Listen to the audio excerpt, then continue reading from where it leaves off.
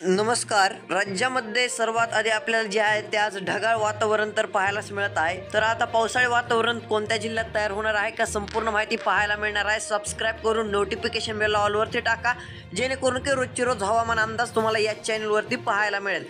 तर इथे पाहू शकता, आपण जर पाहायला गेलं तर नागपूरच्या ठिकाणी आपल्याला पावसाची शक्यता आज पाहायला मिळणार आहे. व शेतकरी मित्रांनो जे आहे ते आपल्याला विदर्भामध्ये तुरळक ठिकाणी हलक्या पावसाची शक्यता नागपूर असेल किंवा चंद्रपूर असेल या ठिकाणी पाहायला मिळू शकते.